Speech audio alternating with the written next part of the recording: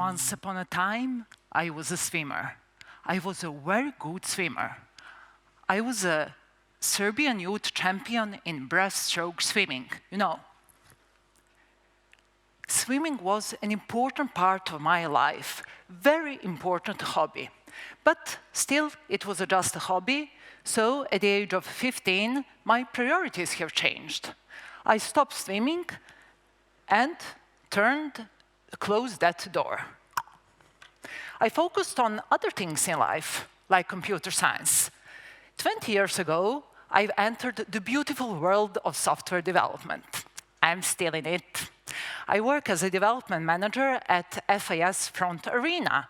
I develop high-performance financial systems for electronic trading. I also got married and got 3 wonderful kids. So my life felt fulfilled. At least I believed so. Because when these 3 wonderful kids started swimming, I have started thinking about my own swimming. Once a week, I was watching them swimming, sitting on the stands, breathing chlorine. It was like a drug for me, and I was thinking more and more about my swimming. Some months have passed, even years, and one day I decided I must start swimming again. So after a 27 years long break, I opened that door. I was swimming and I was happy, but just for a short time. Because as soon as I have started swimming, I have started thinking about all my competitions and about all my medals that I got.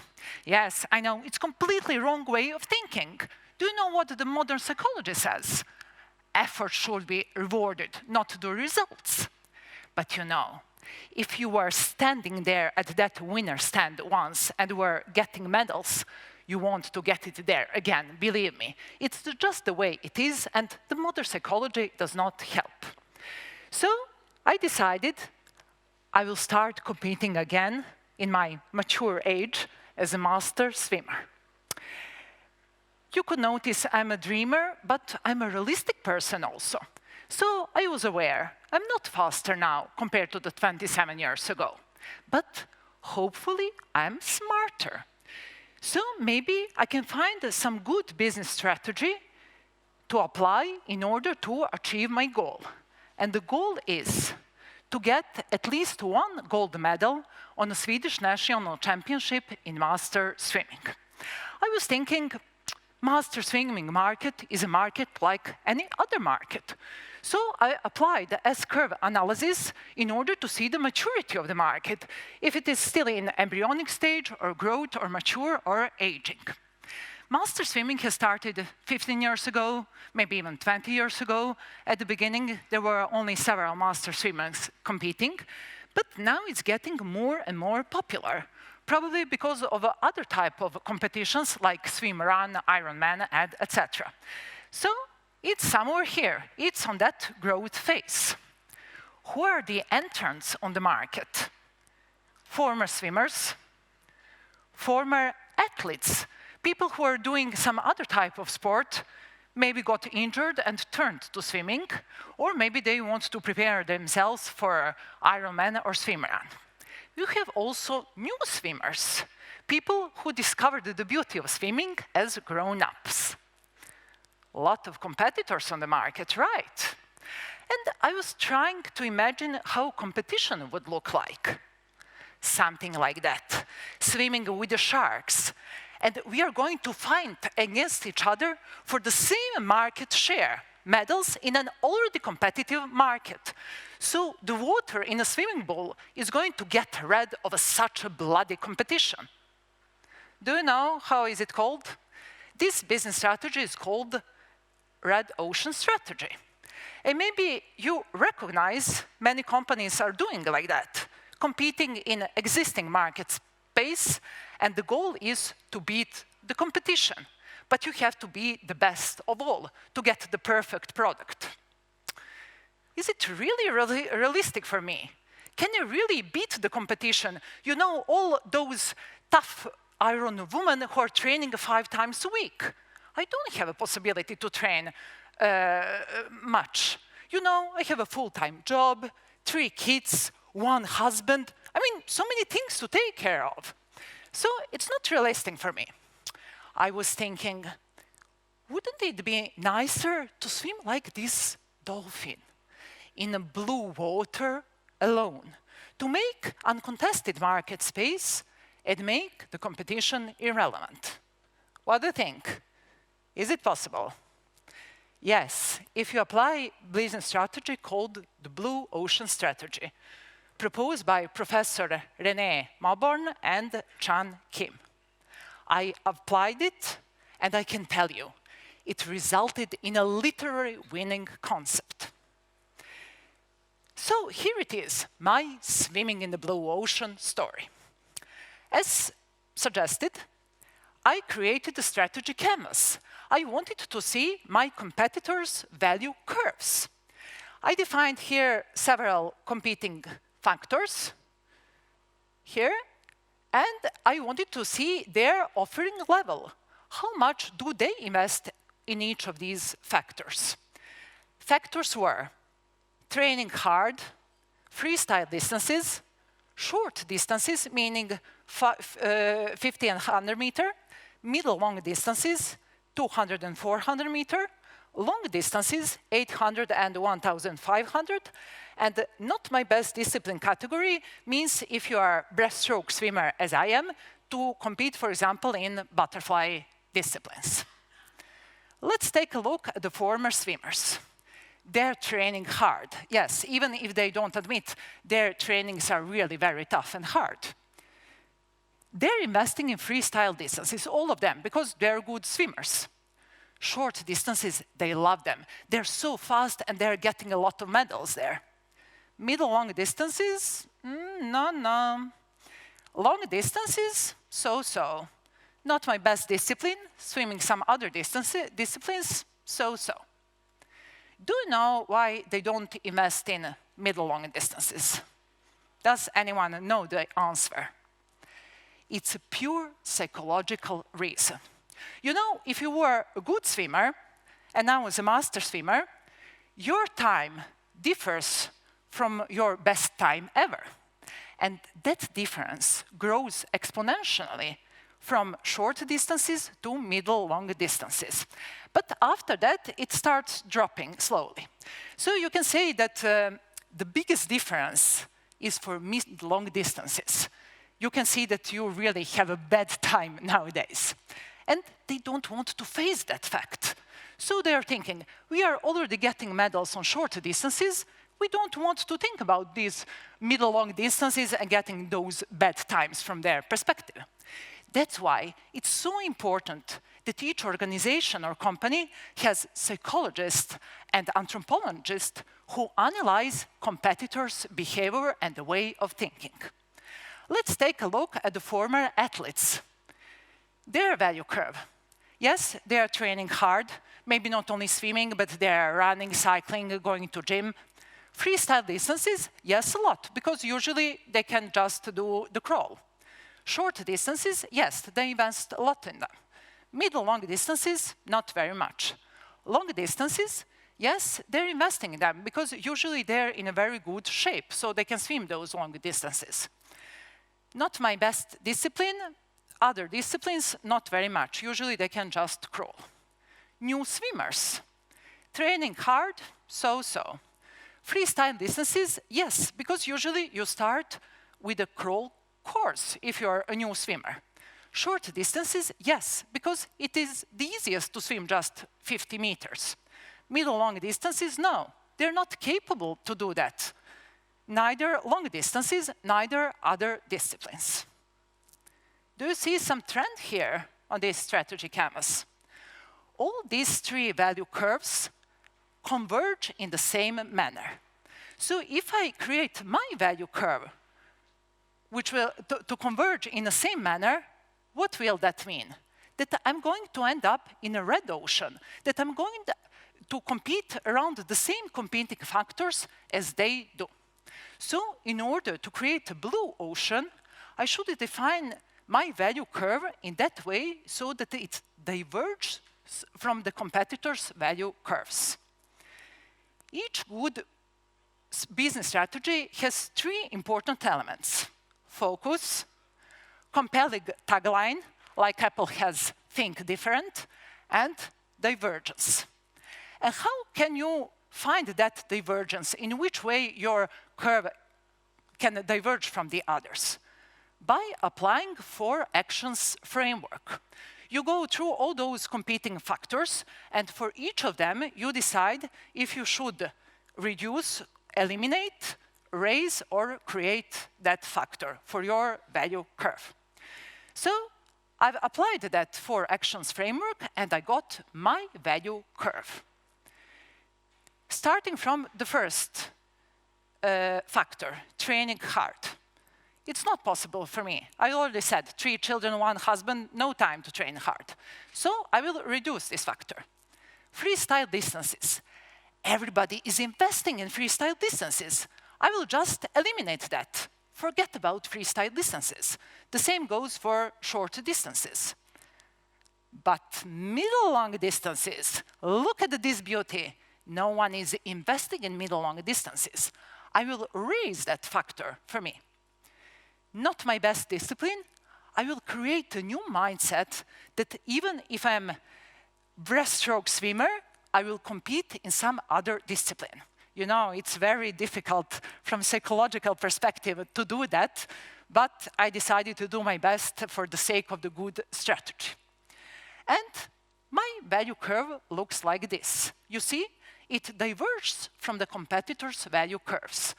I got even a compelling tagline, swimming in the blue ocean. But which disciplines should I swim if it is not breaststroke? I've tried to find the sweet spot on the market by analyzing result list of the previous competitions as well as start list of the current competition. And I found out for that competition that 100 and 200 meter backstroke and 200 meter butterfly were sweet spot on the market. Not many swimmers invested in that. So, what do you think? Am I done now with my strategy? I analyzed the value curves, defined my value curves, found sweet spot on the market. Am I ready now? Just go and compete?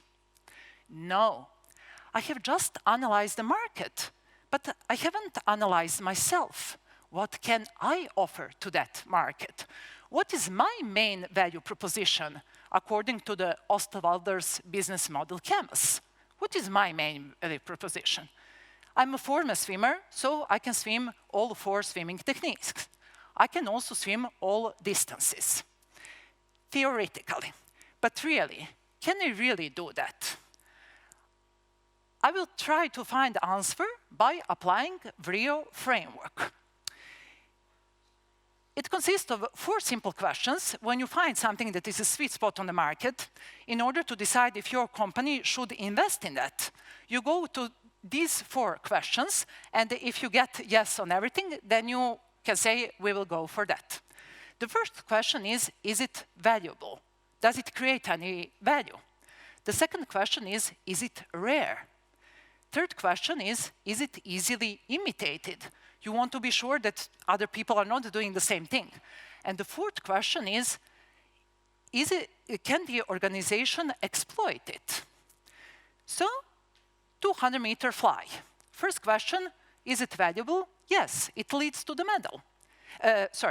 Second question, is it rare? Yes, not many swimmers are investing in that. Is it easily imitated? No. You have to be really, it's really tough to swim 200 meter fly. Can organization exploit it? In my case, it means, am I capable to do that? Unfortunately not. Without hard training, it's not possible. So I eliminated this discipline. 200 meter backstroke. First question, yes, yes, yes, yes. Okay, I will go for that. 100 meter backstroke, answers were yes, yes, yes, yes, and I will go for that. So now I have chosen 2 disciplines, 100 and 200 meter backstroke. But now is the question, how should I prepare for that competition? In which way I should train? I did SWOT analysis on myself in order to find what are my strengths and weaknesses and threats on the market. Strength is, of course, that I'm a former swimmer, so for me it's easy to swim. What is the weakness? It's that backstroke turn. You know, it has changed a lot during the last 27 years. When I was a child, we were just swimming like a backstroke and you hit the wall and a turn. But nowadays, you are swimming backstroke, and before you hit the wall, you have to turn on the stomach and then do the half flip turn. And I'm not very good at that, so it's my weakness. What are the threats for me on the market? Maybe some other smart girls performing the same market analysis. And now, we are approaching the final step in my strategy. It's not part of the blue ocean strategy, but it's part of my life philosophy. And I call it for minimum viable effort. You know, when I started swimming, many other swimmers who started at the same time, they say, oh, I'm going to train as much as possible and I will see what the result will be. But I'm not thinking in that way. Every time when I set some goal in my life, personal or professional, I'm thinking like that. I am here and the goal is here. What is the minimum effort which I should invest in order to reach my goal? So I don't want to spend some unnecessary energy if it is not needed. And then I have energy for some other things in life. In my case, the question was, what is the most important in order to get medal? To get best time possible? No. In this case, market analysis showed that my time was good enough. So what is the most important? Not to get disqualified. And if I don't turn correctly, I'm going to be disqualified and I'm not going to get a medal. So it resulted that I focus on practicing turns instead of training hard. So I did some training like practicing turns and then I competed. How did it go? What do you think? Did I get any return of investment for my business strategy? Yes, I got my medals. And I was so happy because I managed to link my innovative value curve to the value, to the medals. That's also an important point. When you're doing some innovation, you should always not innovate for innovation's sake, but also to link that to some value which innovation creates. So I was happy with my strategy, and for another competition, but the important thing is to remember that sweet spot on the market is moving and shrinking all the time. So before each next competition, you have to perform a new market analysis because the business and market is changing all the time. So I did that for another competition, and do you know what I found out?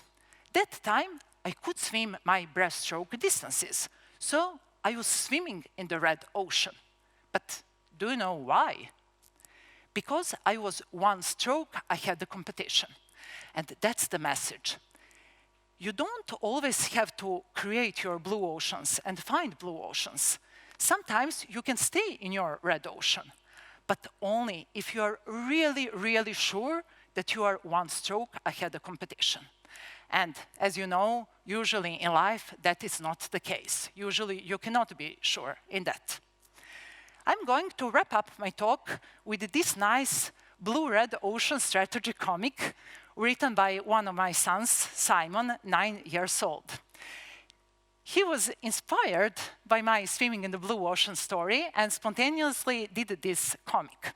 And when I saw that, I was really impressed how a child captured the essence of a blue ocean thinking. So we are going to go through some parts of the comic. So there are two guys coming at the swimming pools. And there is a red ocean pool with only a blue ocean pool with only 3 swimmers inside, and a red ocean pool with many swimmers inside. And the first guy is saying, oh, I'm good at swimming in the red ocean. It's like the company is saying, oh, we have always been doing those type of products, entering those markets, and I'm going just to continue doing that. But the second guy is saying, but wait, he has another mindset. And the first guy is a little bit surprised, and he say, but why should I wait? The second guy answers, because there are so many in the red ocean. And he additionally says, there's so many people who believe that they're good in a red ocean, and just a few of them who are really good in finding blue oceans. Why? Because in order to find the blue ocean, we have to make a shift in focus from competing to creating. And additionally, I can say, blue ocean strategy usually is cheaper. You can find it out easily if you compare. Does it cost more to train 5 times a week or just to practice turns a little bit? So, blue oceans ahead. And I hope I will be swimming in my blue ocean once again, at least one more time. Thank you for your attention.